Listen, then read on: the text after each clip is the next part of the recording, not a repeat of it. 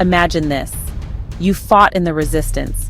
You've risked your life, dodged bullets, slept in the wilderness, dreaming of a free land. And finally, independence comes. You step out of the shadows, ready to claim your reward. But wait, the people who actually run the country now? Yeah, they weren't in the bush with you. They didn't fight, they didn't suffer. They just slid into power like they were waiting in line for it. Sounds crazy, right? Well, welcome to Matigari by Ngugi wa Thiongo. Our hero, Matigari Njiruungi, his name means the patriots who survived the bullets, has just emerged from the forest. He's done fighting, he just wants his land back. I mean, fair enough, right? He literally fought for it.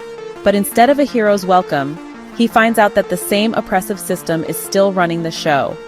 Only this time, it's locals who are in charge, not the colonialists. The new leaders are living large, while the people who actually did the hard work are suffering.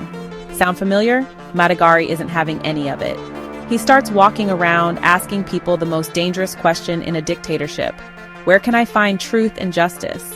And let me tell you, this is not a normal question in a country where the government keeps truth and justice locked up in a maximum security prison. People think he's mad. Some whisper that he's Jesus Christ himself.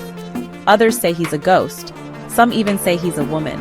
No one really knows, but his name spreads like wildfire.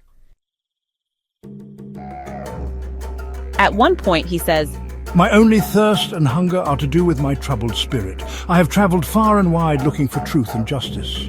Page 94. People try to warn him, but Matigari, he's stubborn. He keeps asking. And in response, the government does what all paranoid regimes do. They arrest him. Twice. First, they throw him in a police cell. Then, for good measure, they send him to a mental institution. Because in an unjust system, believing in truth and justice must mean you're crazy, right? But Matigari escapes, both times. Now he's officially a legend. The people who once called him mad start looking at him differently. Maybe he is the savior they've been waiting for. Maybe the revolution isn't over yet. But Matigari realizes something crucial. One cannot defeat the enemy with arms alone, but one could also not defeat the enemy with words alone. Page 131. So what does he do? He goes back to the forest. He retrieves his weapons, and he prepares to fight once more. Because if words won't work, and peace won't work, well, you get the idea. This, my friends, is Matigari by Ngugi wa Thiongo. And let me tell you, this book, it's not just a novel, it's a warning, a prophecy, a satire so sharp that when it was published in 1987, the Kenyan government literally sent police officers out to find Matigari because they thought he was a real person. When they realized he was fictional, they banned the book anyway and raided bookshops to confiscate every copy. Imagine fearing a character in a book so much that you treat it like an actual revolution.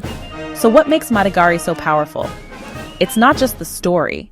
It's the way Ngugi wa Thiongo lays bare the cycle of betrayal and oppression that post-independence Africa has seen over and over again. Independence came, but instead of freedom, people got a new kind of exploitation. The same greed, the same corruption, just with different faces. And as Matigari sees, nothing has changed. One of the most striking themes is the shift from communalism to individualism. Remember John Boy, the guy who was educated by his community? He turns around and preaches individualism, saying, "I would ask you to learn the meaning of the word individual. Our country has remained in darkness because of the ignorance of our people. They don't know the importance of the word individual, as opposed to the word masses." Page 23. Bruh, talk about biting the hand that fed you. And that's what makes this book still so relevant today. The Matigaris of the world are getting exhausted. They're losing faith in a system they helped build. The numbers of those who sell out are increasing, while those who fight for justice are being silenced. As Matigari himself says, "There are two types of people in this country. There are those who sell out and those who are patriots." Page 126. If you love books that make you think, that challenge power, that make you laugh while also making you mad, Matigari is for you. Ngugi wa Thiongo doesn't just write stories. He writes revolutions. Have you read Matigari or any of Ngugi's works? What do you think about post-independence literature? Drop your thoughts in the comments. I'd love to hear them. And if you enjoyed this, don't forget to like, subscribe, and hit that notification bell so you don't miss the next deep dive into African literature. Until next time, keep reading, keep questioning, and remember, truth and justice are always worth fighting for.